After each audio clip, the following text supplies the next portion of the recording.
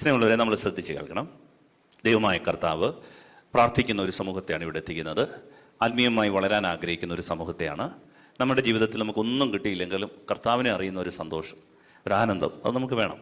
അതിനാണ് നമ്മൾ മെനക്കെട്ട് വന്നിരിക്കുന്നത്. എൻ്റെ മേമ്പൊടിയായിട്ട് നമുക്ക് ഇച്ചിരി വരുമാന മാർഗം, കടബാധ്യത മാറണം, രോഗം മാറണം, അതൊക്കെ ഉണ്ട്. മക്കളുടെ കാര്യം ക്രമപ്പെടണം, ഇതെല്ലാം ഉണ്ട്. പക്ഷേ ആത്യന്തികമായിട്ട് ഞാൻ പറഞ്ഞതുപോലെ കർത്താവിൻ്റെ ഒരു ആകർഷണമുള്ളതുകൊണ്ടാണ് നിന്നെ ഈ മണ്ണിൽ ഇവിടെ എത്തിച്ചിരിക്കുന്നത്.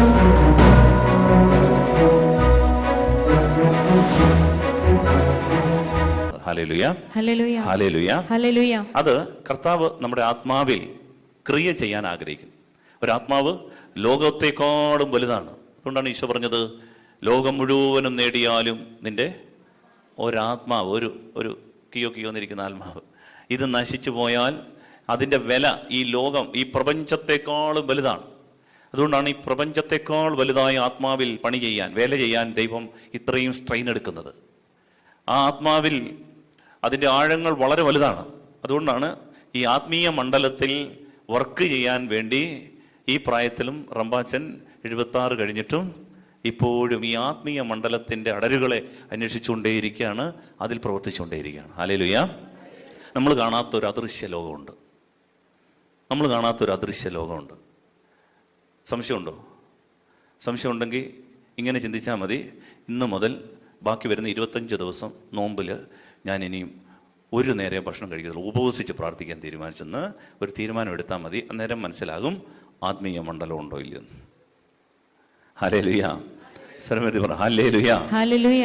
പ്രിയപ്പെട്ടവരെ, ഈ ആത്മീയ മണ്ഡലത്തിൽ ജോലി ചെയ്യാൻ, വേല ചെയ്യാൻ വേണ്ടി റമ്പാച്ചനൊക്കെ മെനക്കെടുന്നത് എന്താണെന്ന് അറിയാമോ? അത്രമേൽ വിലപ്പെട്ടതാണ് ദൈവത്തിന് ഓരോ ആത്മാവും. അപ്പം ഈ ഓരോ ആത്മാവിനും കർത്താവ് അഭിഷേകം നൽകും. അഭിഷേകം നൽകുന്നത് ഈ ആത്മാവിൻ്റെ മണ്ഡലത്തിലെ ഏറ്റക്കുറച്ചിലുകൾ ഇങ്ങനെ സംഭവിച്ച് തകർന്ന് തരിപ്പണമായി പിന്നെയും കയറി ഇങ്ങനെ പോകാൻ വേണ്ടിയിട്ടല്ല, മറിച്ച് എന്തുകൊണ്ടാണ് ഇങ്ങനെ ഈ കൃപ, അഭിഷേകം ഇത് ചോർന്നു പോകുന്നത്? ഇതാണ് നമ്മൾ ഇന്ന് ധ്യാനിക്കാൻ ആഗ്രഹിക്കുന്നത്. ഒരു ദിവസം ഓക്കെ, അടുത്ത ദിവസം തീർന്നു, പിന്നെയും ഓക്കെ, അങ്ങനെ ജീവിച്ച് നമ്മൾ മല്ലിട്ട് ജീവിക്കേണ്ടവരാണോ? ഇതിന് ഒരു സ്ഥായിയായ ഭാവമുണ്ടോ? ഈശോയുടെ ജീവിതത്തിൽ അങ്ങനെ ആയിരുന്നു. ഒരു ദിവസം ഈശോ ഓക്കെ, അടുത്ത ദിവസം ശിഷ്യന്മാർ പറഞ്ഞു വാ പ്രസംഗിക്കാൻ പോകാം. ഈശോ പറഞ്ഞു നോ, ഇന്ന് വയ്യ, ഇന്ന് മടിയ. അങ്ങനെ ചെയ്തോ ഈശോ? ഈശോയെ സംബന്ധിച്ചിടത്തോളം 33 വയസ്സ്, 30 തൊട്ട് 33 വയസ്സ് വരെ 3 വർഷം ഈശോ ചുറ്റി സഞ്ചരിച്ചുകൊണ്ട് വചനം നടത്തുക. അവനെ കുറിച്ച് ലൂക്കാ 2:52 പറയുന്നത് എന്താണ്? യേശു ജ്ഞാനത്തിലും പ്രായത്തിലും ദൈവത്തിൻ്റെയും മനുഷ്യരുടെയും പ്രീതിയിൽ വളർന്നു വന്നു. പ്രായത്തിലും ജ്ഞാനത്തിലും ഈശോ വളർന്ന് ഇങ്ങനെ പോരുമായിരുന്നു. ഇങ്ങനെ കയറി ഇങ്ങനെയല്ല, ഇങ്ങനെ. Hallelujah, hallelujah. ഓ പോരാ, ഹല്ലേലൂയ, ഹല്ലേലൂയ, ഹല്ലേലൂയ, ഹല്ലേലൂയ. സ്നേഹമുള്ളവരെ, അപ്പൊ ഇങ്ങനെ ഈ അഭിഷേകത്തിന് എന്തുകൊണ്ടാണ് കുറവ് വരുന്നത്? അതിനെക്കുറിച്ചാണ് നമ്മളൊന്ന് മനസ്സിലാക്കുന്നത്. അതിൻ്റെ ഒരു കാരണം നമുക്കറിയാം. ഒരു കാര്യം വാസ്തവമാണ്, ഞാൻ ഇവരോട് പറഞ്ഞത് ഒരു കാര്യം ഇതാണ്: നമ്മൾ നിരന്തരം പരിശ്രമിക്കുന്നില്ലെങ്കിൽ ഈ അഭിഷേകം നമ്മളിൽ നിന്ന് ചോർന്നു പോകും. കാരണം ഈ അഭിഷേകത്തിന്, ആത്മനിറവിന് ദൈവം തരുന്ന ഒരു അനുഭവം ഉണ്ടല്ലോ, ഒരു കൃപ, ഒരു പ്രാർത്ഥനയിൽ, ഒരു ധ്യാനത്തിൽ കിട്ടിയ ഒരു കൃപ. അതിൻ്റെ ആയുസ് എത്ര ആണെന്നറിയാമോ? 24 മണിക്കൂറേ ഉള്ളൂ. ഇത് കഴിഞ്ഞാൽ ഇത് ഉറഞ്ഞു പോകാൻ എവിടെ പറഞ്ഞു? ബൈബിളിൽ പറഞ്ഞു. നമുക്ക് ബൈബിൾ എടുക്കാം. ഹെബ്രായർക്കുള്ള ലേഖനം 3-ാം അധ്യായം 13-ാം തിരുവചനത്തിൽ ദൈവത്തിൻ്റെ ആത്മാവ് പറയുകയാണ്, ഹെബ്രായർ 3:13, ഈ അഭിഷേകത്തിൻ്റെ ആയുസ് എത്രയാണ്? 24 hours. 24 മണിക്കൂർ കഴിഞ്ഞാൽ തീർന്നു. ഒന്ന് വായിക്കാം, വായിക്കുമ്പോൾ മനസ്സിലാവും. ഹെബ്രായർ 3:13, ഇന്ന് എന്ന് വിളിക്കപ്പെടുന്ന ദിവസങ്ങളുള്ള കാലത്തോളം, ഇന്ന് എന്ന് വിളിക്കപ്പെടുന്ന ദിവസങ്ങളുള്ള കാലത്തോളം, ഇന്ന് എന്ന് പറഞ്ഞാൽ ഇന്ന് 24 hours. വായിച്ചു. എല്ലാ ദിവസവും നിങ്ങൾ പരസ്പരം ഉപദേശിക്കുവിൻ, ഇത് നിങ്ങൾ പാപത്തിന്റെ വഞ്ചനയാൽ കഠിന ഹൃദയരാകാതിരിക്കുവാനാണ്. ഇത് പാപത്തിന്റെ വഞ്ചനയിൽ കഠിന ഹൃദയരാകാതിരിക്കാൻ വേണ്ടിയിട്ടാണ് എന്ത് ചെയ്യേണ്ടത്? ഇന്ന് എന്ന ദിവസം ഉള്ളിടത്തോളം കാലം നിങ്ങൾ പരസ്പരം ഉപദേശിക്കുവിൻ എന്ന് പറഞ്ഞാല് നാളെ, അടുത്ത ദിവസം, നാളെയും നിങ്ങൾ പരസ്പരം ഉപദേശിക്കണം എന്ന് പറഞ്ഞാൽ നാളെയും ഈ വചന ശുശ്രൂഷ വേണം. അതുകൊണ്ടാണ് റമ്പാച്ചൻ എല്ലാ ദിവസവും ഇവിടെ ഈ ശുശ്രൂഷ, വിശുദ്ധ കുർബാന രാവിലെ, റമ്പാച്ചൻ്റെ വചന ശുശ്രൂഷ. ഇത് കൂടാതെ പെരുന്നാട്ടിൽ നിന്ന് റംബാച്ചൻ എന്നോട് പറഞ്ഞു ഇവിടെ വന്ന് വെള്ളിയാഴ്ച നമുക്ക് ശുശ്രൂഷ നടത്തണം. എന്താ കാര്യം? ഇത് 24 മണിക്കൂർ കഴിഞ്ഞ് വീണ്ടും നമ്മളൊരല്പം തണുത്തു പോയാൽ ഉറഞ്ഞു പോകും, ശിലാതുല്യമായി മാറും. ഹല്ലേലൂയ, സ്വരമുയർത്തി ഹല്ലേലൂയ, ഹല്ലേലൂയ, ഹല്ലേലൂയ, ഹല്ലേലൂയ. സ്നേഹമുള്ളവരെ, ഇന്ന് എന്ന് വിളിക്കപ്പെടുന്ന ദിവസങ്ങൾ ഉള്ള കാലത്തോളം എല്ലാ ദിവസവും നിങ്ങൾ പരസ്പരം ഉപദേശിക്കുവിൻ. ഇത് നിങ്ങൾ പാപത്തിന്റെ വഞ്ചനയാൽ കഠിന ഹൃദയരാകാതിരിക്കുവാനാണ്. ഇല്ലെങ്കിൽ ഹൃദയം എങ്ങനായി പോവും? കഠിനമായി പോവും. അതുകൊണ്ടാണ് കുറഞ്ഞ പക്ഷം ഒരാഴ്ചയിൽ ഒരിക്കലെങ്കിലും ഈ ആരാധനയിൽ വന്ന് സംബന്ധിക്കാൻ ശ്രദ്ധിക്കണമെന്ന് പറയുന്നത്. പ്രിയപ്പെട്ടവർ, ഈ അഭിഷേകം നമ്മൾ ജ്വലിപ്പിക്കുന്നില്ല എങ്കിൽ നമ്മൾ പിന്മാറ്റത്തിന്റെ അരൂപി, ബാക്ക് സ്ലൈഡിങ് സ്പിരിറ്റ് നമ്മളെ വളരെ പെട്ടെന്ന് പിടികൂടും. ഈ അഭിഷേകത്തിന് കുറവ് വരുന്നതിന്റെ ഒരു കാര്യം ഇതാണ്, നിരന്തരം നമ്മൾ ഈ കൃപ ജ്വലിപ്പിക്കണം. അതുകൊണ്ടാണ് ഇത് എല്ലാ ദിവസവും ഉണ്ടായിരിക്കണമെന്ന് പറയുന്നുണ്ട്. കൊറിന്തോസിലെ സഭയ്ക്ക് എഴുതിയ 2-ാം ലേഖനം 4-ാം അധ്യായം 16-ാം തിരുവചനം. 2 കൊറിന്തോസ് 4:16 വചനം പഠിക്കണം. ദൈവത്തിന്റെ വചനം പറയാണ്, ഇത് ഒരു ദിവസം കൊണ്ട് നിർത്തരുത്. ഞങ്ങളുടെ സെമിനാരിയിൽ എല്ലാ ദിവസവും യാമപ്രാർത്ഥനകൾ നടത്തും. ഞാൻ പലപ്പോഴും ചിന്തിച്ചിട്ടുണ്ട്, ദൈവമേ, ഈ യാമപ്രാർത്ഥനകളെല്ലാം കൂടെ 1.5 മണിക്കൂർ ഉണ്ടെങ്കിൽ തീർത്തിരുന്നെങ്കിൽ. ഇത് അങ്ങോട്ട് പോയി ഒന്ന് ഇരിക്കുമ്പോഴാണ് പിന്നെയും മണിയടി, ഉടനെ ഓടിച്ചെല്ലും, പിന്നെയും പ്രാർത്ഥിക്കും. അത് കഴിയുമ്പോൾ പിന്നെയും മണിയടി, അങ്ങനെ മണിയടി കേൾക്കുമ്പോൾ ഓടിച്ചെല്ലുകയാണ്. ഞാൻ കരുതി ഇതെല്ലാം കൂടെ ഒറ്റ അടിക്കങ്ങ് തീർന്നില്ല, ബാക്കി സമയം എല്ലാം ഫ്രീ ആകാൻ വരുന്നത്. എന്താണ് അതിൻ്റെ ഒരു കാര്യം? ആദ്യമൊക്കെ കാലത്ത് ചിന്തിച്ചാണ്, പിന്നല്ല. കാരണം 10ാം ക്ലാസ് കഴിഞ്ഞിട്ട് ചെന്നാണ് 11 വർഷത്തെ പഠനത്തിൽ ഇത് എല്ലാ ദിവസവും മണിയടി, അതും 5:15 പള്ളി ചെന്നിരിക്കുക. അപ്പോൾ ഇങ്ങനെ ഈ മണിയടി കേട്ട് കേട്ട് കേട്ട് കുറച്ച് കഴിഞ്ഞപ്പോഴത്തേന് ഇതിൻ്റെ ആവശ്യമുണ്ടോ എന്ന് ചിന്തിച്ചു കുറച്ച് നാൾ. ചില കഴിഞ്ഞപ്പോഴാണ് മനസ്സിലായത്, ഇത് 1 മണിക്കൂർ 2 മണിക്കൂർ തണുത്തു പോകാൻ പാടില്ല എന്ന് പിതാക്കന്മാർ കരുതിയിട്ടുണ്ട്. ഹല്ലേലൂയ, ഹല്ലേലൂയ, ഹല്ലേലൂയ, ഹല്ലേലൂയ. സ്നേഹമുള്ളവരെ, നമുക്ക് വായിക്കാം 2 കൊറിന്തോസ് 4:16. ഞങ്ങൾ ഭഗ്നാശരാകുന്നില്ല. ഞങ്ങളിലെ ബാഹ്യ മനുഷ്യൻ ക്ഷയിച്ചുകൊണ്ടിരിക്കുകയാണെങ്കിലും ആന്തരിക മനുഷ്യൻ അനുദിനം നവീകരിക്കപ്പെടുന്നു. ഞങ്ങൾ ഭഗ്നാശരാകുന്നില്ല. ഞങ്ങൾ ഭഗ്നാശരാകുന്നില്ല എന്ന് പറഞ്ഞാൽ ഞങ്ങൾ മനസ്സ് തളർന്നു പോകുന്നില്ല, മനസ്സിടിഞ്ഞു പോകുന്നില്ല, നിരാശപ്പെടുന്നില്ല. ഞങ്ങളിലെ ബാഹ്യ മനുഷ്യൻ ക്ഷയിച്ചുകൊണ്ടിരിക്കുകയാണെങ്കിലും എന്ന് പറഞ്ഞാൽ ഈ കാണുന്ന ശരീരം അടുത്ത വർഷം 2022 ഇതുപോലല്ല, ഇച്ചിരൂടെ എത്ര പൊട്ടിയിട്ടാലും ഇച്ചിരൂടെ ക്ഷീണിക്കും. സഭാപ്രസംഗന്റെ പുസ്തകം വായിച്ചാൽ നമുക്കത് മനസ്സിലാകും. ബാഹ്യ മനുഷ്യൻ ക്ഷയിച്ചുകൊണ്ടിരിക്കുന്ന ഒരു അവസ്ഥ നിങ്ങൾ വീട്ടിൽ പോയി വായിക്കണം. ബാഹ്യ മനുഷ്യന്റെ ക്ഷയത്തെക്കുറിച്ച് സഭാപ്രസംഗന്റെ പുസ്തകത്തിൽ ഒരു വചനം പറയുന്നുണ്ട്. അതായത് നമ്മൾ പുറമേ നോക്കുമ്പോൾ നിങ്ങൾ വായിച്ചാൽ മതി, അതിൻ്റെ 15-ാം അധ്യായത്തിലാണെന്നാണ് ഞാൻ കരുതുന്നത്. അതായത് ഇങ്ങനെയാണ് പറയുന്നത്, നമ്മളിലെ ബാഹ്യ മനുഷ്യൻ എങ്ങനെയാണ് ക്ഷയിക്കുന്നതെന്ന് അറിയാമോ? അത് വളരെ കാവ്യാത്മകമായിട്ടാണ് അവതരിപ്പിച്ചിരിക്കുന്നത്. കാവ്യാത്മകമായിട്ട് പറയുന്നത്, നമ്മുടെ പല്ലിനെ വിളിക്കുന്ന പേരാണ് അരയ്ക്കുന്നവർ. അരയ്ക്കുന്നവർ ആള് കുറവായതിനാൽ വിരമിക്കും എന്ന് പറഞ്ഞാൽ പ്രായമാകുമ്പോൾ നമ്മുടെ പല്ല് കൊഴിഞ്ഞു പോകും എന്നത് വളരെ കാവ്യാത്മകമായിട്ടാണ് പറഞ്ഞിരിക്കുന്നത്. നിങ്ങൾ സഭാപ്രസംഗയുടെ പുസ്തകം 12-ാം അധ്യായത്തിലാണ് അതിൻ്റെ 3-ാം വാക്യം മുതൽ അല്ലേ വായിക്കണം. അത് വളരെ രസകരമായിട്ട് അതിനകത്ത് അവതരിപ്പിച്ചിട്ടുണ്ട്. നിങ്ങൾ വീട്ടിൽ പോയി വായിച്ചാൽ മതി. ഞാനതിലേക്ക് പ്രവേശിച്ചാൽ നമ്മുടെ വിഷയം കുറെ കൂടി ലാഗിയും. അതുകൊണ്ട് 1-ാമത്തെ വിഷയം ഇതാണ്, ബാഹ്യ മനുഷ്യൻ ക്ഷയിച്ചുകൊണ്ടേയിരിക്കും. നമ്മുടെ മുടി കൊഴിയും, നമ്മുടെ കൈ വിറയ്ക്കും, അരക്കെട്ട് അത് ശക്തന്മാരെന്നാണ് വിളിക്കുന്നത്, കൂനി പോകാൻ സാധ്യതയുണ്ട്. നമ്മുടെ കണ്ണുകൾ കിളിവാതിലൂടെ നോക്കുന്നവർ അന്ധരാകും. കണ്ണിനെ കുറിച്ചാണ് പറയുന്നത്. ചെവി മന്ദീഭവിക്കും. ഇങ്ങനെയൊക്കെ കുറേ കാര്യങ്ങൾ പറയുന്നുണ്ട് കാവ്യാത്മകമായി.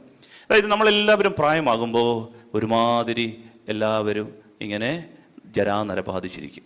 എന്നാൽ പൗലോസ്ലീഹ പറയുകയാണ്, ഞങ്ങൾ പ്രായമാകുമ്പോഴും ഞങ്ങൾ അനുഭവിക്കുന്ന ഒരു കാര്യമുണ്ട്.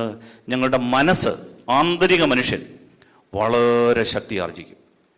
ഞങ്ങൾ പ്രായം ചെല്ലും തോറും ഞങ്ങൾ ആത്മീയ മണ്ഡലത്തിൽ വളരെ ശക്തിയുള്ളവരായി കാണപ്പെടുന്നു. ആരെ നോക്കിയാൽ മനസ്സിലാവും? റംബാച്ചനെ നോക്കിയാൽ മനസ്സിലാവും. റംബാച്ചൻ പ്രായമായി, പക്ഷേ ആത്മീയ മണ്ഡലത്തിൽ റംബാച്ചൻ്റെ തേജസ് വർദ്ധിക്കും. നിങ്ങൾ ശ്രദ്ധിച്ചിട്ടുണ്ടോ? എല്ലാം ശ്രദ്ധിക്കുന്ന കൂടെ ഇതൊക്കെ കൂടെ ഒന്ന് ശ്രദ്ധിക്കുന്നത് നല്ലതാണ്. ഹല്ലേലൂയ, ഹല്ലേലൂയ, ഹല്ലേലൂയ. അപ്പൊ എന്നിട്ട് പൗലോസ്ലീഹ പറയുകയാണ് 2 കൊറിന്തോസ് 4:16, ഞങ്ങളിലെ ബാഹ്യ മനുഷ്യൻ ക്ഷയിച്ചുകൊണ്ടിരിക്കുകയാണെങ്കിലും ആന്തരിക മനുഷ്യൻ എങ്ങനെയാണ് നവീകരിക്കപ്പെടുന്നത്? അനുദിനം, ഡേ ബൈ ഡേ. ഇത് വളരെ പ്രധാനപ്പെട്ട ഒരു വാക്യമാണ്. ബൈബിളിലെ ഓരോ വാക്കും പ്രധാനപ്പെട്ടതാണ്. പ്രിയപ്പെട്ടവരെ, ദൈവത്തിന്റെ ആത്മാവ് പറയാണ്, നമ്മൾ നവീകരിക്കപ്പെടേണ്ടത് ഡേ ബൈ ഡേ എന്ന് പറഞ്ഞാൽ ഓരോ ദിവസവും നമ്മൾ നവീകരിക്കപ്പെട്ടില്ലെങ്കിൽ നമ്മൾ കഠിനഹൃദയരാകാൻ സാധ്യതയുണ്ട്. ഹല്ലേലൂയ, ഹല്ലേലൂയ, ഹല്ലേലൂയ, ഹല്ലേലൂയ. ഈ അഭിഷേകം പ്രിയപ്പെട്ടവരെ, അതുകൊണ്ട് ഓരോ ദിവസവും നമ്മൾ ഇതിനെ നവീകരിച്ചുകൊണ്ടേ ഇരിക്കണം. ഇതാണ് ദൈവത്തിന്റെ വചനം നമ്മെ പഠിപ്പിക്കുന്നത്. ഹല്ലേലൂയ. അങ്ങനെ നമ്മൾ ഈ അഭിഷേകം ഓരോ ദിവസവും വർദ്ധിപ്പിക്കുമ്പോഴാണ് ഇത് സ്ഥിരതയുടെ ഒരു ഗ്രാഫ് കാണിക്കുന്നത്. സ്ഥിരതയുടെ ഒരു ഗ്രാഫ് കാണിക്കുന്നത്. വല്ലപ്പോഴും പ്രാർത്ഥിച്ചാൽ സംഭവിക്കുന്നത് എന്താണെന്നറിയാമോ? ജീവിതത്തിൽ നാം അറിയാത്ത ചില മേഖലകളിൽ കുറവുകൾ സംഭവിക്കും. നാം അറിയാത്ത മേഖലകളിൽ കുറവുകൾ സംഭവിക്കും. അത് നമ്മുടെ ജീവിതത്തെ തകർത്ത് കളയും. അതാണ് യാക്കോബിന്റെ ലേഖനത്തിന്റെ 2-ാം അധ്യായം 10-ാം തിരുവചനം. നമ്മളെല്ലാം ഓക്കെയാണ്, പക്ഷെ ഒരു കുറവുണ്ടാകും. യാക്കോബ് പറയുകയാണ്, ഈ ഒറ്റ കുറവ് നമ്മുടെ ജീവിതത്തെ മുഴുവനും തകർത്ത് കളയും. ഉദാഹരണത്തിന്, വളരെ നന്നായിട്ട് എല്ലാ ഞായറാഴ്ചയും മുടക്കമില്ലാതെ പള്ളി വരും, എല്ലാ ദിവസവും വന്ന് വിശുദ്ധ കുർബാന സ്വീകരിക്കും, നന്നായിട്ട് ഉപവസിക്കും, നോമ്പെല്ലാം എടുക്കും. പക്ഷെ കുറ്റം പറയുന്ന കാര്യത്തിൽ നമുക്കൊരു കുറവുണ്ടെങ്കിൽ യാക്കോബ് ശ്ലീഹ പറയാണ്, വായിക്കാം 2:10. യാക്കോബ് 2:10 അല്ലേ? ആരെങ്കിലും നിയമം മുഴുവൻ അനുസരിക്കുകയും ഒന്നിൽ മാത്രം വീഴ്ച വരുത്തുകയും ചെയ്താൽ അവൻ എല്ലാത്തിലും വീഴ്ച വരുത്തിയിരിക്കുന്നു. ആരെങ്കിലും നിയമം മുഴുവനും അനുസരിക്കും, നിയമം മുഴുവനും 10 പ്രമാണവും അനുസരിക്കും, പക്ഷേ ഒരു കാര്യത്തിൽ വീഴ്ച. അവനെക്കുറിച്ച് ബൈബിൾ പറയാണ്, പുതിയ നിയമത്തിൽ പറയുകയാണ്, യാക്കോബ് ശ്ലീഹ ഇത് എഴുതുന്നത് ആദിമ സഭ രൂപപ്പെടുത്തിയ സഭയുടെ ആദ്യത്തെ കാലഘട്ടത്തിൽ എന്ന് പറഞ്ഞാൽ ക്രിസ്ത്യാനികളായ ആദിമ സഭയ്ക്ക് ആത്മീയമായി വളരെ അഭിഷേകം പ്രാപിച്ച ഒരു സഭയ്ക്കാണ് യാക്കോബ് ശ്ലീഹ പറയുന്നത്, എൻ്റെ സഹോദരരെ, ഒരു കാര്യത്തിൽ കുറവ് വന്നാൽ സർവ്വതും പോയി. അതുകൊണ്ട് ശ്രദ്ധ വേണം. ഒരു കാര്യത്തിൽ കുറവ് വന്നാൽ നമ്മുടെ ജീവിതത്തിന്റെ എല്ലാ മേഖലകളിലും പരാജയം വരും. എന്നുകൊണ്ട് പ്രിയപ്പെട്ടവരെ, ഈ സന്ധ്യയിൽ നമ്മൾ ശ്രദ്ധിക്കേണ്ട ഒരു കാര്യം, നമ്മുടെ അഭിഷേകം ചോർന്നു പോകാനുള്ള ഒരു കാര്യം, ജീവിതത്തിന്റെ ഏതെങ്കിലും ഒരു മേഖലയിൽ ഒരു പരാജയം സംഭവിച്ചിട്ടുണ്ടെങ്കിൽ ഈശോയുടെ ഏറ്റുപറഞ്ഞ്, കുമ്പസാരത്തിൽ ഏറ്റുപറഞ്ഞ് തിരുത്താൻ തയ്യാറാകണം. നമ്മൾ ഈ ക്രിസ്മസ് കാലത്ത് ഈശോയ്ക്ക് കൊടുക്കാവുന്ന ഏറ്റവും നല്ലൊരു സമ്മാനം നമ്മുടെ പൊന്നും മീറയും കുന്തിരിക്കവും ഒന്നുമല്ല. അത് ഓൾറെഡി കൊടുക്കാനുള്ളവരൊക്കെ കൊടുത്തു. ഇനി നമ്മൾ കൊടുക്കേണ്ടത് എന്താണെന്ന് അറിയാമോ? ഒരു പുണ്യം. ആ പുണ്യത്തെക്കുറിച്ചൊന്ന് പറയാനായിട്ടാണ് ഞാൻ ആഗ്രഹിക്കുന്നത്. ആ പുണ്യത്തിൻ്റെ പേരാണ് നാവിൻ്റെ വിശുദ്ധി. കാരണം എല്ലാവരും വലിയ അഭിഷേകത്തിലാണ് നിൽക്കുന്നത്, പക്ഷേ നാം അറിയാതെ ഒരു സൂചിയുടെ ഓട്ട ഈ പാത്രത്തിനകത്തുണ്ട്. സൂചിയുടെ ഓട്ട. ജീവജലമാണ് കയ്യിൽ തന്നിരിക്കുന്നത്, ഹൃദയം നിറയെ അഭിഷേകത്തിൻ്റെ ജലമാണ്. നമ്മളെല്ലാം നിൽക്കുന്നത് ശുശ്രൂഷയുടെ പാരമ്യത്തിലാണ്. നമ്മളെല്ലാവരും ആത്മാവിൻ്റെ നിറവിൽ ഇങ്ങനെ നിൽക്കുകയാണ്. പക്ഷേ നാം അറിയാതെ നമ്മുടെ നാവിന്, മാസ്ക് വെച്ചാലും നാവിൻ്റെ ഒരു ഓട്ട. ഈ നാവിൻ്റെ അശുദ്ധി പ്രിയപ്പെട്ടവരെ, ഇത് നാം അറിയാതെ സംസാരത്തിൽ വരുന്ന ഒരു ഓട്ടയാണ്. ഇതിൻ്റെ വിശുദ്ധീകരണത്തിന് നമ്മൾ ശ്രദ്ധിക്കുന്നില്ലെങ്കിൽ എല്ലാ കൃപയും അഭിഷേകവും ഒഴുകിപ്പോകും. വചനത്തിൽ അത് മാത്രം കണ്ട് ഈ ആരാധന പൂർത്തിയാക്കുകയാണ്. ഈശോയ്ക്ക് കൊടുക്കാവുന്ന ഏറ്റവും നല്ല സമ്മാനം നാവിൻ്റെ വിശുദ്ധിയാണ്, നാവിൻ്റെ അഭിഷേകമാണ്. ഹല്ലേലൂയ. ഈ ലീക്കേജ് ഉണ്ടെങ്കിൽ അതൊന്ന് മാറ്റാൻ ഈശോയോടൊന്ന് പ്രാർത്ഥിക്കണം. കർത്താവേ, എൻ്റെ കൃപ എല്ലാ കാര്യത്തിലും ഓക്കെയാണ്, പക്ഷെ ഈ ഒരു കാര്യത്തിൽ ചിലരത് നുണ പറയുകയാണ്, ചിലരത് കിംവദന്തി പരത്തുകയാണ്, ചിലരത് കുറ്റം കണ്ടുപിടിക്കുകയാണ്, ചിലർ ഈ ഭാഷ അശുദ്ധ ഭാഷണമാണ്. ചിലർക്ക് നാവെടുത്തു കഴിഞ്ഞാൽ മറ്റുള്ളവരെ രണ്ട് പറഞ്ഞില്ല ശരിയാകുകയില്ല. ചിലർക്ക് പെട്ടെന്ന് അങ്ങോട്ട് കോപിക്കുകയാണ്, വാക്കുകൊണ്ടങ്ങ് മുറിപ്പെടുത്തുകയാണ്. അപ്പം ഇങ്ങനെ ഉള്ള ഈ ഒരു അവസ്ഥ ഇത് കേൾക്കുമ്പോൾ നമുക്ക് വളരെ പെട്ടെന്ന് പിശാച് ഒരു സമ്മാനം തരാൻ സാധ്യതയുണ്ട്. അടുത്തിരിക്കുന്ന ആളിനെ, വീട്ടിലുള്ള ആളിനെ, മുറിവേൽപ്പിച്ച ആളിനെ ചിത്രം ബ്ലാക്ക് ആൻഡ് വൈറ്റുള്ള കളർ ഫോട്ടോ കൊണ്ട് മുന്നേ വെച്ച് തരും. ഈ പറയുന്നതെല്ലാം അവനിട്ടാണ്, അവക്കിട്ടാണ്. അത് മനസ്സിലാക്കരുത്, അത് കെണിയാണ്. ഈ സന്ധ്യയിൽ ഞാൻ ഈ പറയുന്നത് ബെന്നിയച്ചന് വേണ്ടിയിട്ടാണ് എന്ന് നിങ്ങൾ കരുതരുത്. ഞാൻ ഈ പറയുന്നത് നിങ്ങൾക്ക് വേണ്ടിയാണെന്ന് ഞാനും കരുതരുത്. ഇതെനിക്ക് വേണ്ടിയാണെന്ന് കരുതി ഞാൻ പറയണം. ഓരോരുത്തരും അത് അവരൊരു ഏറ്റെടുക്കണം. ഹല്ലേലൂയ. സ്നേഹമുള്ളവരെ, ഇത് വളരെ നമ്മുടെ അഭിഷേകത്തിൻ്റെ അടിത്തറയാണ്. നമ്മൾ വചനത്തിലേക്കൊന്ന് പ്രവേശിക്കാൻ നമുക്ക് മനസ്സിലാവും.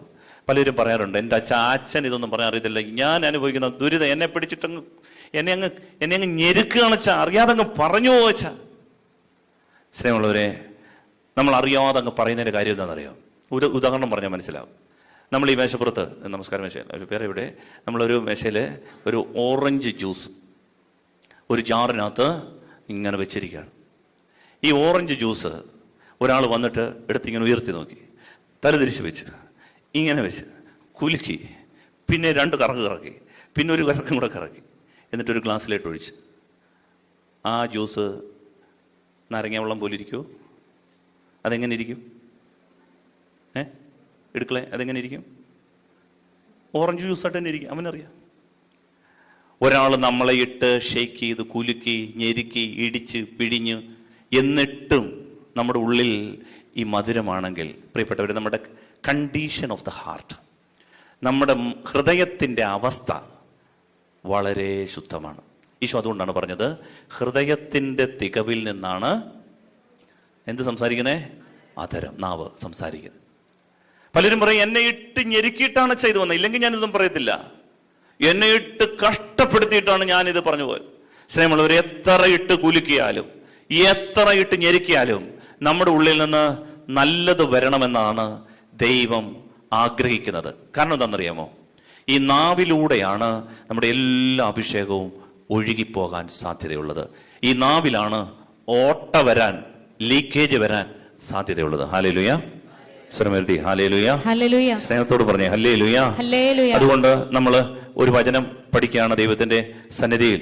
മത്തായിയുടെ സുവിശേഷം, മത്തായി 12-ാം അധ്യായം 33 മുതലുള്ള വാക്യങ്ങൾ. ആ വചനം മാത്രം കണ്ട് നമുക്ക് മുന്നോട്ട് പോകാവുന്നതേ ഉള്ളൂ. വളരെ സുന്ദരമായിട്ട് ഈശോ നമ്മളെ പഠിപ്പിക്കുകയാണ്. മക്കളെ, അഭിഷേകം നഷ്ടപ്പെടുത്തരുത്, ഓട്ട വരുത്തരുത് ജീവിതത്തിൽ. ജീവിതം, നമ്മുടെ കൃപ നഷ്ടപ്പെട്ടു പോകരുത്. മത്തായി 12-ന്റെ 33 മുതൽ 37 വരെയുള്ള ഭാഗങ്ങൾ പഠിച്ച് നമ്മൾ ആരാധന പൂർത്തിയാക്കുകയാണ്. ശ്രദ്ധയോടിരിക്കണം. വായിക്കാം. ഒന്നുകിൽ വൃക്ഷം നല്ലത്, ഫലവും നല്ലത്, അല്ലെങ്കിൽ വൃക്ഷം ചീത്ത, ഫലവും ചീത്ത. എന്തെന്നാൽ ഫലത്തിൽ നിന്നാണ് വൃക്ഷത്തെ മനസ്സിലാക്കുന്നത്. അണലി സന്തതികളെ, ദുഷ്ടരായിരിക്കെ നല്ല കാര്യങ്ങൾ പറയാൻ നിങ്ങൾക്ക് എങ്ങനെ കഴിയും? ഹൃദയത്തിന്റെ നിറവിൽ നിന്നാണല്ലോ അധരം സംസാരിക്കുന്നത്. നല്ല മനുഷ്യൻ നന്മയുടെ ഭണ്ഡാരത്തിൽ നിന്ന് നന്മ പുറപ്പെടുവിക്കുന്നു, ദുഷ്ടനാകട്ടെ തിന്മയുടെ ഭണ്ഡാരത്തിൽ നിന്ന് തിന്മ പുറപ്പെടുവിക്കുന്നു. ഞാൻ നിങ്ങളോട് പറയുന്നു, മനുഷ്യർ പറയുന്ന ഓരോ വ്യർത്ഥവാക്കിനും വിധി ദിവസത്തിൽ കണക്ക് കൊടുക്കേണ്ടി വരും. നിന്റെ വാക്കുകളാൽ നീ നീതീകരിക്കപ്പെടും, നിന്റെ വാക്കുകളാൽ നീ കുറ്റം വിധിക്കപ്പെടുകയും ചെയ്യും. സ്നേഹമുള്ളവരെ, നമ്മുടെ ആത്മാവിന്റെ രക്ഷയ്ക്കും നമ്മുടെ നിലനിൽപ്പിനും കുടുംബത്തിന്റെ അഭിഷേകത്തിനും തലമുറയിലേക്ക് ദൈവാനുഗ്രഹം കടന്നു വരുവാനും ദൈവം നമ്മളെ ഈ സന്ധ്യയിൽ ക്ഷണിക്കുകയാണ്. എന്തുകൊണ്ടാണ് അനുഗ്രഹങ്ങൾ ചോർന്നു പോകുന്നത്? പലരും വന്ന് ചോദിക്കുന്നുണ്ട്, എന്തുകൊണ്ട് കർത്താവേ ഞങ്ങൾക്കിത്, എന്തുകൊണ്ട് ഞങ്ങൾക്കിങ്ങനെ സംഭവിക്കുന്നു, ഞങ്ങൾ അതിന് എന്ത് തെറ്റ് ചെയ്തു? സ്നേഹമുള്ളവരെ, കർത്താവ് നീതിമാനാണ്. നീതിമാനായ ദൈവം നീതിപൂർവ്വം നമുക്ക് കാര്യങ്ങൾ നടത്തിത്തരും. ദൈവം കരുണയുള്ളവനാണ്, എന്നാൽ ദൈവം നീതിമാനായ ദൈവമാണ്. ദൈവം എങ്ങനെയാണ് നീതി പുലർത്തുന്നത്? നമ്മുടെ ജീവിതത്തിൽ നാം അറിയാതെ വേലി പൊളിക്കാതിരുന്നാൽ, നാം അറിയാതെ നമ്മുടെ ജീവിതത്തിൽ ഓട്ടകൾ സംഭവിക്കുന്നുണ്ട്. ഇതിനെക്കുറിച്ച് നാം തിരിച്ചറിഞ്ഞു കഴിഞ്ഞാൽ, ഈ ഓട്ട അടച്ചു കഴിഞ്ഞാൽ, പ്രിയപ്പെട്ടവരെ, ദൈവം അനുഗ്രഹം നിർത്തുകയില്ല, അത് നിറഞ്ഞ് കവിഞ്ഞ് നമ്മുടെ ജീവിതത്തിലുണ്ടാവും. ദൈവം നീതിമാനായതുകൊണ്ട് ദൈവം എല്ലാ അനുഗ്രഹങ്ങളും തന്നുകൊണ്ടേയിരിക്കും. വചനത്തിൽ പറയുന്നുണ്ട്, പിതാവായ ദൈവം മക്കളായ നമുക്ക്, ആകാശത്തിലെ പക്ഷികൾക്ക്, കാക്കകൾക്ക് വേണ്ടുന്നത് കൊടുക്കും. അതല്ലേ നമ്മൾ പാടുന്നത്? കാക്കകളെ വിചാരിപ്പിൻ,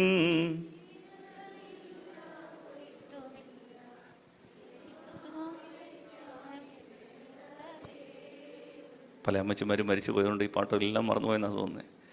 ദൈവമാവയ്ക്കായി ലില്ലി പുഷ്പങ്ങൾക്കും അവൻ ശോഭ. കർത്താവിനെ കുറിച്ചുള്ള വലിയ സംതൃപ്തമായി പാടിയ പാട്ട്. അതായത് എൻ്റെ കർത്താവ് കാക്കകളെ പോലും, രാവിലെ ഈ കാക്കയൊക്കെ പറക്കുമ്പോൾ ഏതെങ്കിലും ചേട്ടത്തിമാർ തേച്ചു മെടുക്കുന്ന സ്ഥലത്ത് പോയി ഇരുന്ന് കഴിഞ്ഞാൽ അതിന് വേണ്ടുന്നത് കിട്ടും എന്ന് ആർക്കറിയാം? കാക്കയ്ക്കറിയാം. അതുകൊണ്ടാണല്ലോ ഇത് പറക്കുന്നത്. വെള്ളം കയറുമ്പോഴേ ഇത് പറക്കും. എവിടെയെങ്കിലും ഫുഡ് അത് കൊണ്ടുവന്ന് ഫ്രിഡ്ജിൽ വെക്കുന്നില്ല, ഫ്രീസറിൽ വെക്കുന്നില്ല. പക്ഷെ നമ്മുടെ ഫ്രിഡ്ജ് നോക്കിയാൽ ഇതിങ്ങനെ തള്ളി നിൽക്കണം. എപ്പോൾ വേണേലും ഡോർ വിളിച്ചാടും. എന്താ? ഒരു മാസത്തേക്ക് ശേഖരിച്ച് വെച്ചിട്ട് അതിന് മുമ്പിൽ പായിട്ട് നമ്മൾ വീണ്ടും പാടും, കാക്കകളെ.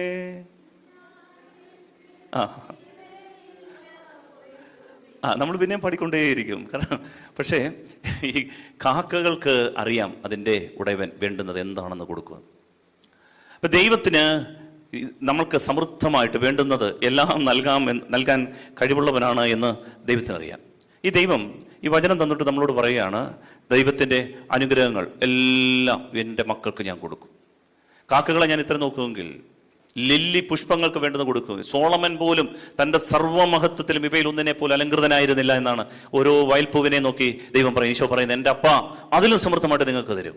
നിങ്ങളുടെ തലമുടി നാരിഴ പോലും എണ്ണപ്പെട്ടിരിക്കുന്നു. അതിന് രണ്ടർത്ഥമുണ്ട്. ഒന്ന്, നമ്മുടെ തലയിൽ എത്ര തലമുടി ഉണ്ട് എന്ന് ടോട്ടൽ കൗണ്ട്.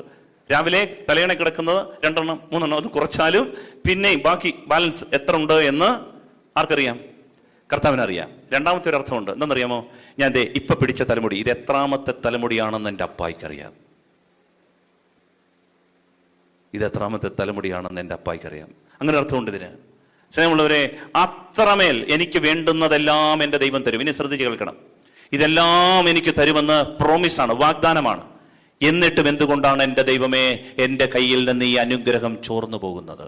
ഹല്ലേലൂയ.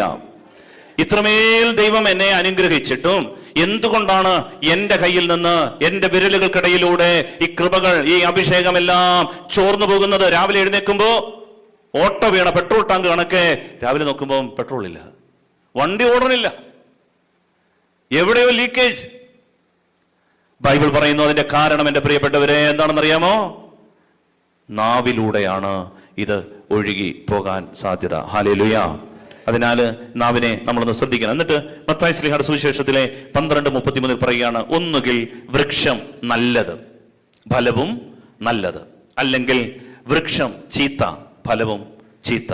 എന്ന് പറഞ്ഞാൽ വൃക്ഷം ഹൃദയത്തിന്റെ കണ്ടീഷൻ അനുസരിച്ചാണ് നാവ് വർക്ക് ചെയ്യുന്നത്. ചിലർ കുറച്ചു നാളൊക്കെ പിടിച്ചു നിർക്കും. നല്ല വാക്ക്, ഭംഗി വാക്ക്, മുഖസ്തുതിയൊക്കെ പറയാൻ കുറച്ച് പേർക്കറിയാം. പക്ഷേ എപ്പോഴേണെങ്കിലും ഇത് പുറത്തു വരും, എപ്പോഴേലും ഇത് പുറത്തു വരും. ഹൃദയത്തിന്റെ കണ്ടീഷൻ വളരെ പ്രധാനപ്പെട്ടതാണ്. അതുകൊണ്ടാണ് 34-ാമത്തെ വാക്യത്തിൽ പറയുന്നത്, അണലിസന്തതികളെ എന്നിട്ട് പറയാണ്, ദുഷ്ടരായിരിക്കെ നിങ്ങൾക്ക് നല്ല കാര്യങ്ങൾ പറയാൻ. അപ്പൊ എന്താ അതിന്റെ അർത്ഥം? ഈ വിഷയം സംസാരവുമായി ബന്ധപ്പെട്ടൊരു വിഷയമായി ഈശോ പറഞ്ഞത്. ഹൃദയത്തിന്റെ കണ്ടീഷൻ ശരിയായില്ല എങ്കിൽ പ്രിയപ്പെട്ടവരെ, നമ്മുടെ അധരത്തിലൂടെ നാം അറിയാതെ ഈ ചീഞ്ഞത് പുറത്തു വരും. ഹല്ലേലൂയ, ഹല്ലേലൂയ, ഹല്ലേലൂയ. കരിക്ക് കോടാലിക്കൈക്കിട്ട് വെട്ടിയാലും ഉള്ളിൽ നിന്ന് മധുരമേ വരൂ. പക്ഷെ നാരങ്ങ കാണാൻ നല്ലതാണ്, ചെറുനാരങ്ങ, പക്ഷെ സൂചി കൊണ്ട് കുത്തിയാൽ പുളിച്ചതേ വരൂ. ഉള്ളിൽ എന്താണോ അതേ പുറത്ത് വരികയുള്ളൂ. അതിനാൽ സ്നേഹമുള്ളവരെ, ഈശോ പറഞ്ഞത് ശ്രദ്ധയോടെ കേൾക്കണം. ഹൃദയത്തിന്റെ കണ്ടീഷൻ നമ്മൾ തിരിച്ചറിയാൻ ശ്രദ്ധിക്കണം. ഈശോയ്ക്ക് കൊടുക്കാവുന്ന ക്രിസ്മസിന്റെ ഏറ്റവും വലിയ സമ്മാനം പ്രിയപ്പെട്ടവരെ നാവിന്റെ വിശുദ്ധിയാണ്. അതുകൊണ്ടാണ് ഈശോ പറഞ്ഞത്, ഹൃദയത്തിന്റെ നിറവിൽ നിന്നാണ് അധരം സംസാരിക്കുന്നത്. എന്നിട്ട് ഞാൻ നിങ്ങളോട് പറയുന്നു, ഈശോ പറയാണ്, ഞാൻ നിങ്ങളോട് പറയുന്നു, 36-ാം തിരുവചനം, മനുഷ്യർ പറയുന്ന ഓരോ വ്യർത്ഥവാക്കിനും വിധി ദിവസത്തിൽ കണക്ക് കൊടുക്കേണ്ടി വരും. പ്രിയപ്പെട്ടവരെ, ഇത് പലപ്പോഴും നമ്മൾ ശ്രദ്ധയോടെ എടുക്കാത്തൊരു വചനമാണ്. ക്രിസ്ത്യാനികൾ ഇഗ്നോർ ചെയ്യുന്ന, ഒഴിവാക്കുന്ന വചനങ്ങളിൽ ഒന്നാണ് ഇപ്പം ഞാൻ വായിച്ച വചനം. നമ്മൾ ഒരിക്കലും മൈൻഡ് ചെയ്യാത്ത, ശ്രദ്ധിക്കാത്തൊരു വചനമാണ്. ഈശോ വ്യക്തമായി ഒരു സംശയത്തിനും ഇട നൽകാതെ പറഞ്ഞൊരു വചനമാണ്. എന്താണെന്നറിയാമോ? മനുഷ്യർ പറയുന്ന ഓരോ വ്യർത്ഥവാക്കിനും വിധി ദിവസം കണക്ക് കൊടുക്കേണ്ടി വരും. You will be accountable. Hallelujah.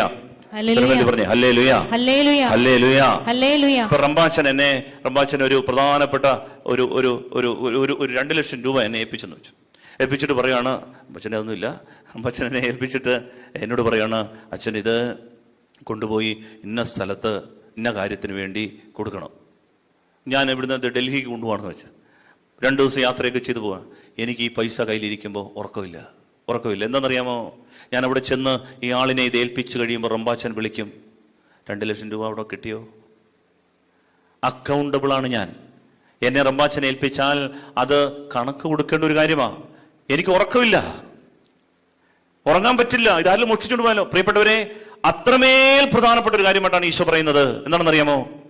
നാം പറയുന്ന ഓരോ വ്യർത്ഥവാക്കിനും അക്കൗണ്ടബിൾ ആയിരിക്കണം നമ്മൾ.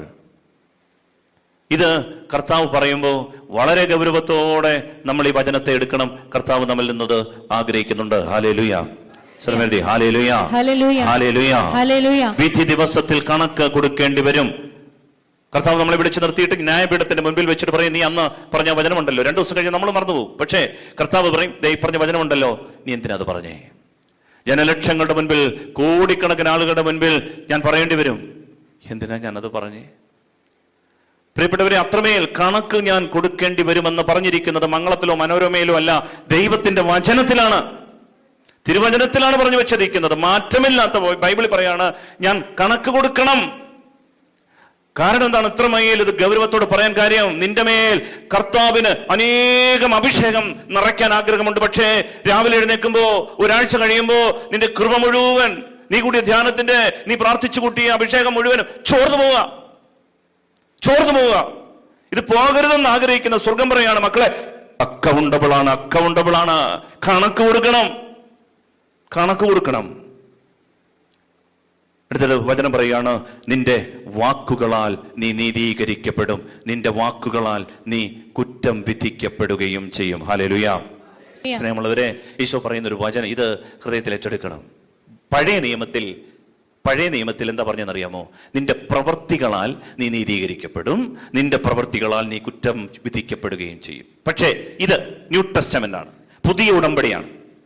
പഴയ നിയമത്തിൽ നീ സാബത്ത് അനുഷ്ഠിച്ചാൽ നീതീകരിക്കപ്പെടും. പഴയ നിയമത്തിൽ നീ ദശാംശം കൊടുത്താൽ നീ നീതീകരിക്കപ്പെടും. പഴയ നിയമത്തിൽ നീ ദഹനബലി അർപ്പിച്ചാൽ നീ നീതീകരിക്കപ്പെടും. പഴയ നിയമത്തിൽ നീ നിയമങ്ങൾ അനുഷ്ഠിച്ചാൽ, പ്രവർത്തിച്ചാൽ, പ്രിയപ്പെട്ടവരെ, പഴയ നിയമം മുഴുവനും നീ ചെയ്യേണ്ട ആക്ഷൻസ്, നീ അത് ചെയ്താൽ നീ ദൈവം നീതീകരിക്കപ്പെടും. എന്നാൽ പുതിയ നിയമത്തിൽ കഥ മാറി. പഴയ നിയമത്തിന്റെ പൂർത്തീകരണമായ പുതിയ നിയമത്തിൽ വേറൊരു വകുപ്പ് വന്നു. അറിയാമോ എന്താണെന്ന്? നാവ്. നിന്റെ വാക്കുകൊണ്ടാണ് നിനക്ക് പുതിയ നിയമത്തിൽ നീതീകരണവും അഭിഷേകവും ശിക്ഷയും നരകവും. അതുകൊണ്ടാണ് പ്രിയപ്പെട്ടവരെ, ഇത് നിസ്സാരമായി എടുക്കരുത് എന്ന് പറയുന്നത്. ഇത് വളരെ പ്രധാനപ്പെട്ടതാണ്.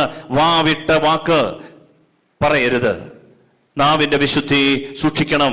ഇതാണ് നമുക്ക് ദൈവം തരുന്ന അനുഗ്രഹങ്ങൾ വീട്ടിൽ, നമ്മുടെ നാട്ടിൽ, ജീവിതത്തിൽ നിലനിൽക്കാതെ പോകുന്നതിന്റെ കാരണം. അങ്ങനെയെങ്കിൽ അനുഭവിക്കാനുള്ള വഴിയാണ് ഈ കുമ്പസാരത്തിന്റെ കാലയളവ് കൂടിയാണ് ഈ ക്രിസ്മസ് കാലയളവ്. നമ്മളതിനു വേണ്ടി പ്രത്യേകം ഒരുങ്ങണം. പ്രിയപ്പെട്ടവരെ, കർത്താവ് പറയുകയാണ്, നീ നിന്റെ വാക്കുകളാൽ നീതീകരിക്കപ്പെടും. 2021 കഴിയാൻ പോവുകയാണ്. കഴിഞ്ഞൊരു വർഷം പറഞ്ഞ വാക്കുകളൊന്ന് പരിശോധിക്കാൻ ശ്രമിച്ചാൽ മതി. പലതും മറന്നിട്ടുണ്ട്. എന്നാലും ഈശോയുടെ മുമ്പിൽ ഒന്ന് ശ്രമിക്കണം.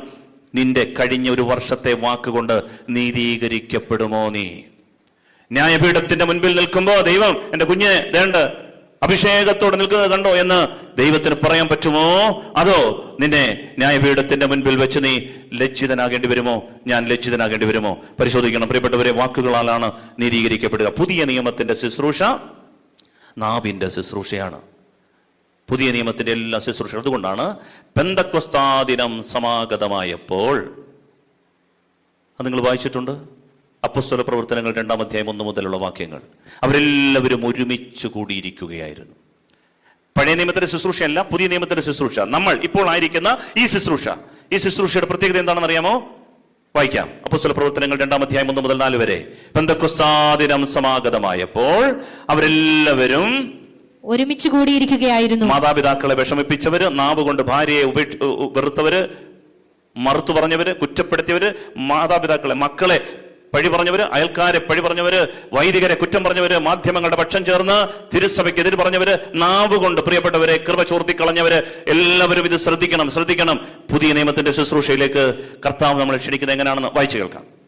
കൊടുങ്കാറ്റടിക്കുന്നത് പോലുള്ള ഒരു ശബ്ദം പെട്ടെന്ന് ആകാശത്തു നിന്ന് ഉണ്ടായി. അത് അവർ സമ്മേളിച്ചിരുന്ന വീട് മുഴുവൻ നിറഞ്ഞു.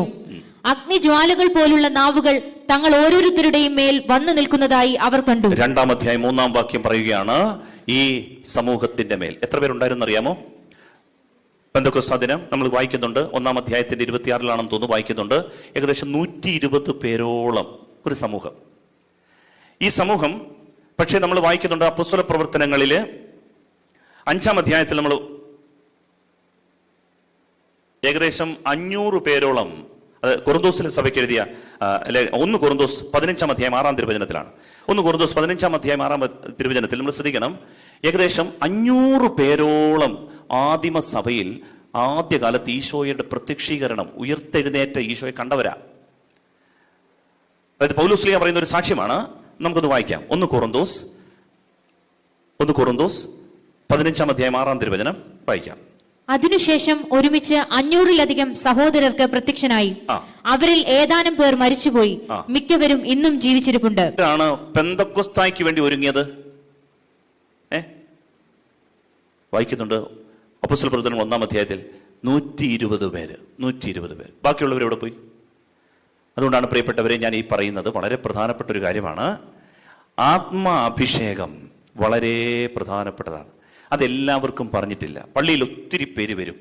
ആത്മനിറവുണ്ടാകാൻ എല്ലാവർക്കും പറ്റില്ല. ആർക്കാണ് ഈ ആത്മനിറവുള്ളത്? ദൈവം തിരഞ്ഞെടുക്കുന്ന, ഈ പുതിയ നിയമത്തിന്റെ ഉടമ്പടിയിലേക്ക് തിരഞ്ഞെടുക്കുന്ന ആളുകൾക്കാണ് ഈ ആത്മാഭിഷേകം ഉണ്ടാകുക. അതെന്താണ് ഈ ആത്മാഭിഷേകം? അത് നമുക്ക് വായിക്കാം. അപ്പോസ്തല പ്രവർത്തനം 2-ാം അധ്യായം 3-ാം വാക്യം. അഗ്നിജ്വാലകൾ പോലുള്ള നാവുകൾ തങ്ങൾ ഓരോരുത്തരുടെയും മേൽ വന്നു നിൽക്കുന്നതായി അവർ കണ്ടു. എങ്ങനെയുള്ള ജ്വാലകൾ? അഗ്നിജ്വാലകൾ പോലുള്ള നാവുകൾ. എന്തോന്ന്? നാവുകൾ എന്ന് പറഞ്ഞാൽ ടങ്. പുതിയ നിയമത്തിൽ പരിശുദ്ധാത്മാവ് ഏതിന്റെ രൂപത്തിലാണ് വന്ന് നിൽക്കുന്നത്? നാവിന്റെ രൂപത്തിൽ. പ്രിയപ്പെട്ടവരെ, അതുകൊണ്ടാണ് ഈശോ പറഞ്ഞത്, നീ നിന്റെ വാക്കുകളാൽ നീതീകരിക്കപ്പെടും, നീ നിന്റെ വാക്കുകളാൽ കുറ്റം വിധിക്കപ്പെടുകയും ചെയ്യും. ബാക്കി ഒന്നും ഇവിടെ വിലപ്പോവില്ല. ജീവകാരുണ്യ പ്രവൃത്തി ചെയ്തോ, മണിക്കൂറുകൾ മൗനത്തിൽ പ്രാർത്ഥിച്ചോ, നീ ശുശ്രൂഷകൾ ഇഷ്ടം പോലെ ചെയ്തോ. പ്രിയപ്പെട്ടവരെ, നീ പറയുന്ന വാക്ക് ഇതാണ് നമ്മുടെ വിശ്വാസത്തിന്റെ, നമ്മുടെ ആത്മീയ മണ്ഡലത്തിന്റെയും അടിത്തറയായിട്ട് പുതിയ നിയമം പറയുക. ഈ നാവ് നമ്മുടെ മേൽ വന്ന് ഇറങ്ങി നിൽക്കും. ഇത് കഴിഞ്ഞിട്ട് 4-ാം വാക്യത്തിൽ എന്താണ് വായിക്കുന്നത്? 2-ാം അധ്യായം 4-ാം വാക്യത്തിൽ അവരെല്ലാവരും പരിശുദ്ധാത്മാവിനാൽ നിറഞ്ഞു, ആത്മാവ് കൊടുത്ത ഭാഷണ വരമനുസരിച്ച് അവർ വിവിധ ഭാഷകളിൽ സംസാരിക്കാൻ തുടങ്ങി. അവർ മറുഭാഷയിൽ സംസാരിക്കാൻ തുടങ്ങി. അവർക്ക് അന്യഭാഷയിൽ, മറുഭാഷയിൽ അഥവാ ഭാഷാവരത്തിലുള്ള ഒരു സംസാരം അവർക്കുണ്ടായി. എപ്പോഴാണെന്നറിയാമോ?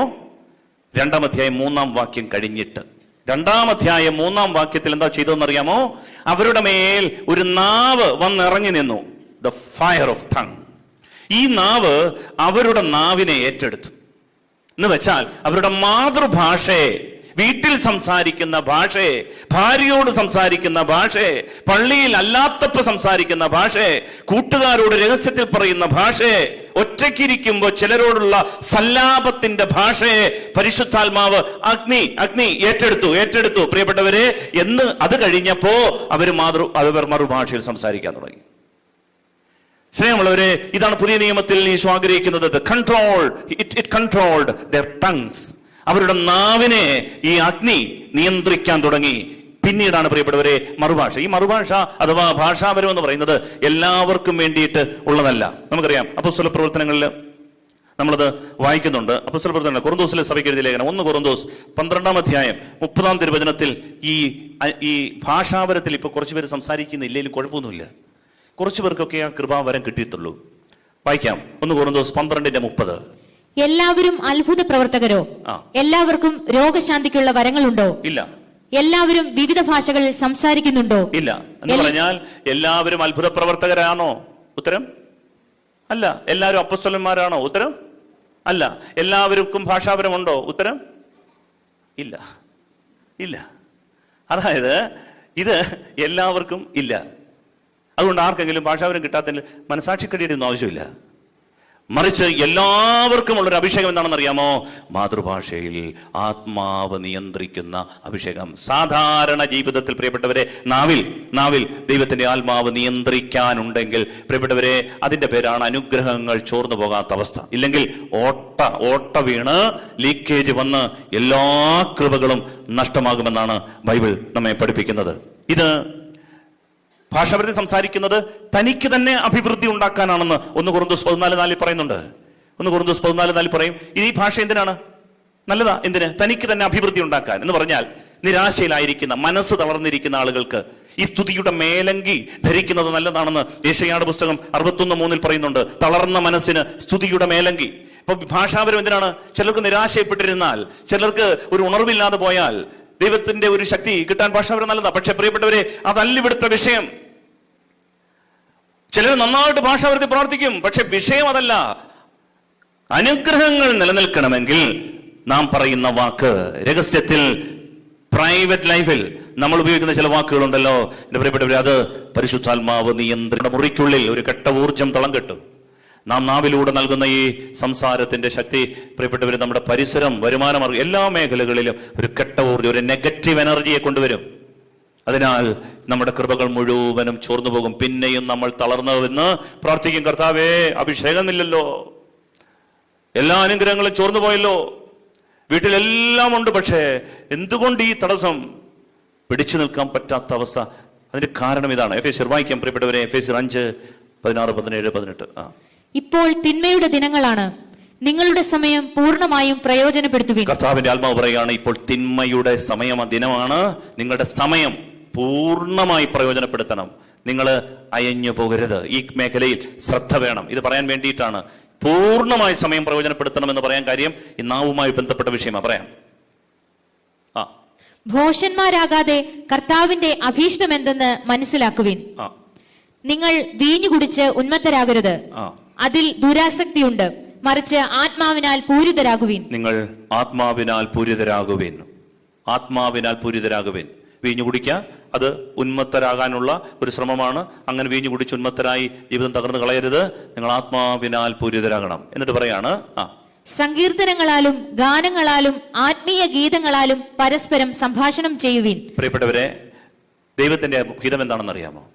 നമ്മുടെ ഹൃദയത്തിൽ ഒരു ആത്മീയ ഗീതം, സങ്കീർത്തനം, ഗാനാലാപനം, ദൈവത്തിന് കൃതജ്ഞത അർപ്പിക്കുന്ന സംഭാഷണം, ഇതുണ്ടാകണം എന്ന് ദൈവം ആഗ്രഹിക്കുന്നു. നമുക്കറിയാം, ഇതിങ്ങനെ എപ്പോഴും സങ്കീർത്തനം പറഞ്ഞുകൊണ്ട് നടക്കാൻ പറ്റൂ? എപ്പോഴും ഇങ്ങനെ സ്തുതിച്ചുകൊണ്ട് നടക്കാൻ പറ്റുമോ? എപ്പോഴും ഇങ്ങനെ നന്ദി പറയാൻ പറ്റുമോ? എന്താ അതിൻ്റെ അർത്ഥം? പൊരുൾ ഇത്രയേ ഉള്ളൂ. നിന്റെ ഹൃദയം ആനന്ദത്തിൻ്റെ ഒരു സംഗീതം എപ്പോഴും പുറപ്പെടുവിച്ചുകൊണ്ടിരിക്കുന്ന ഹൃദയമാകണം. നിന്റെ ഹൃദയത്തിൽ ഒരു പാട്ട് എപ്പോഴും വേണം. Hallelujah, hallelujah. മനസ്സിലായൊരു പറ, ഹല്ലേലൂയ, ഹല്ലേലൂയ, ഹല്ലേലൂയ, ഹല്ലേലൂയ. സ്നേഹമുള്ളവരെ, നമ്മുടെ ഹൃദയത്തിൽ നിന്റെ ദൈവത്തോടുള്ള ബന്ധത്തെ മുൻനിർത്തിക്കൊണ്ട് ഒരു പാട്ട്, ഒരു നിത്യതയുടെ വെട്ടം കിട്ടിയ ഒരു പാട്ടുണ്ടല്ലോ, സ്വർഗത്തെ കണ്ട ഒരു പാട്ട്, ഇത് ഹൃദയത്തിൽ നീ സൂക്ഷിക്കണം. ഇതിനെ ലോകത്തിലാർക്കും തകർത്ത് കളയാനാവില്ല. ഈ പാട്ട് നിന്റെ ഹൃദയത്തിൽ ഉണ്ടെങ്കിൽ സങ്കീർത്തനമാണിത്, നന്ദി പറച്ചിലാണിത്. ഈ ഹൃദയത്തിലെ പാട്ടുണ്ടല്ലോ, ഇതാണ് ദൈവം ആഗ്രഹിക്കുന്നത്. ഈ ആനന്ദത്തിന്റെ ഉറവിടം നിന്റെ ഹൃദയത്തിൽ നിന്ന് ജീവജലത്തിന്റെ നദികൾ ഒഴുകേണ്ടതാണ്. ഈ ഹൃദയത്തിൽ നിന്നാണ് എല്ലാ ഉറവയും പുറപ്പെടേണ്ടത്. ഇവിടെ ഒരു സംഗീതം ഉണ്ടാകണമെന്ന് സ്വർഗം ആഗ്രഹിക്കുന്നു. വെറുപ്പിന്റെ, വിദ്വേഷത്തിന്റെ ഇടമായി ഇത് മാറരുത്. നിന്റെ ദൈവത്തോടുള്ള ബന്ധത്തിൽ ഒരു പാട്ട് രൂപപ്പെടണം, ഒരു നന്ദിയുടെ ഗീതം എപ്പോഴും. അത് രാത്രിയുടെ യാമത്തിൽ ഹൃദയത്തിന്റെ അന്തരംഗത്തിൽ ഈ ദൈവം സംസാരിക്കും. സങ്കീർത്തനം 16 പറയുന്നുണ്ട്, അന്തരംഗത്തിൽ, രാത്രിയുടെ യാമത്തിലും അന്തരംഗത്തിൽ എന്റെ ദൈവം എന്നോട് സംസാരിക്കും. ഈ ഒരു പാട്ട് എന്റെ പ്രിയപ്പെട്ടവര് വേണം. ഈ പാട്ടുണ്ടെങ്കിലുണ്ടല്ലോ, ഈ ഹൃദയത്തിന്റെ കണ്ടീഷൻ, ഈ ഹൃദയത്തിന്റെ നിറവിൽ, തികവിൽ നിന്ന് അതരം സംസാരിക്കും. ഹല്ലേലൂയ. സ്വരമെഴുതി പറഞ്ഞേ, ഹല്ലേലൂയ, ഹല്ലേലൂയ, ഹല്ലേലൂയ, ഹല്ലേലൂയ. വേറൊരു അവസരത്തിൽ നമുക്ക് പരിശുദ്ധാത്മാവും ഈ സംസാരവും തമ്മിലുള്ള ബന്ധത്തെക്കുറിച്ചൊന്ന് കേൾക്കാൻ ദൈവം ഇടവരുത്തും. പരിശുദ്ധാത്മാവ് ദുഃഖിക്കാനും വേദനിക്കാനും കാരണമാകുന്നത് നമ്മുടെ സംസാരം കൊണ്ട് മാത്രമാണെന്ന് ബൈബിൾ പറയുന്നുണ്ട്. നിങ്ങളുടെ ആത്മാവിനെ നിങ്ങൾ നിർവീര്യമാക്കരുതെന്ന്, ആത്മാവിനെ നിങ്ങൾ വേദനിപ്പിക്കരുതെന്നൊക്കെ പറയുന്നുണ്ട് ബൈബിളിൽ. കാരണം എന്താണെന്നറിയോ? തൊട്ടു മുകളിലത്തെ വാക്യങ്ങളിൽ പറയുന്നത്, നിന്റെ സംസാരം കൊണ്ടാണ് ആത്മാവ് വേദനിക്കുന്നത്, നിന്റെ സംസാരം കൊണ്ടാണ് ആത്മാവ് നിർവീര്യമാകുന്നത്. പ്രിയപ്പെട്ടവരെ, അഭിഷേകം നമുക്ക് നഷ്ടപ്പെടാതിരിക്കാൻ ഒറ്റ കാര്യമേ ഉള്ളൂ, സംസാരം. പറഞ്ഞു പോയത് കഴിഞ്ഞു. പൗലോസ്ലീഹ പറയുന്നൊരു വചനമുണ്ട്, കുറ്റബോധം വരുത്താൻ വേണ്ടിയിട്ടല്ല ഇത് പറഞ്ഞത്. പൗലോസ്ലീഹ ഒന്ന് ചിന്തിച്ചാൽ മതി. ഞാൻ പറഞ്ഞിട്ടുണ്ട് ഒരിക്കൽ, ഒന്നുകൂടെ ആവർത്തിക്കുന്നു. പൗലോസ്ലീഹ മാനസാന്തരപ്പെട്ടതിന് ശേഷം ഒരു സിനഗോഗിൽ പ്രസംഗിക്കാൻ വന്ന് നിൽക്കുമ്പോൾ ഫ്രണ്ടിലിരിക്കുന്ന ഒരമ്മച്ചി, പൗലോസ്ലീഹ നോക്കുമ്പോൾ ഈ അമ്മച്ചിയുടെ മകനെ പൗലോസ്ലീഹ വലിച്ചിഴച്ച് തുറുങ്കിലടച്ചവനാ, നിലത്തിട്ട് ചവിട്ടിയതാ. അവനെ കൊല്ലാൻ വേണ്ടി വിധിന്യായത്തിൽ ഒപ്പിട്ടതാണ് പൗലോസ്ലീഹ. അവൻ കൊല്ലപ്പെട്ടിട്ടുമുണ്ട്. എന്നിട്ടും ഈ അമ്മ ഇവിടെ വന്നിരുന്ന പ്രസംഗം കേൾക്കുന്നു. ആരുടെ? പൗലോസ്ലീഹായുടെ. മാനുഷികമായി ചിന്തിച്ചാൽ പൗലോസ്ലീഹായ്ക്ക് ഒരക്ഷരം പ്രസംഗിക്കാൻ പറ്റുമോ? പറ്റുമോ? പറ്റില്ല. അതുകൊണ്ടാണ് പൗലോസ്ലീഹ പറഞ്ഞത്, ഞാൻ എൻ്റെ പിന്നിലുള്ളവയെ വിസ്മരിച്ചിട്ട് മുന്നിലുള്ളവയെ മാത്രം മുൻനിർത്തി ജീവിക്കുന്നു. കഴിഞ്ഞത് കഴിഞ്ഞെന്നേ. ഇന്നൊരു തീരുമാനമെടുക്കണം. നാവ് കൊണ്ട് അനേകരെ മുറിപ്പെടുത്തിയിട്ടുണ്ട്. പക്ഷേ ഈ നാവ് സൗഖ്യമായി മാറണം, സൗഖ്യത്തിൻ്റെ ഉപകരണമാക്കി മാറ്റണം. പ്രിയപ്പെട്ടവരെ, ഇതാണ് ഈശോ നമ്മിൽ നിന്ന് ആഗ്രഹിക്കുന്നത്. അതിനാൽ പൗലോസ്ലീഹായോടൊപ്പം നമുക്ക് പറയാം, കഴിഞ്ഞത് കഴിഞ്ഞു, ഞാൻ എൻ്റെ മുന്നിലുള്ളവയെ മുന്നിൽ ലക്ഷ്യമാക്കി മുന്നോട്ട് നീങ്ങുകയാണ്. ഈശോ കൃപ തരും നമുക്ക് എഴുന്നേറ്റ് നൽകാം.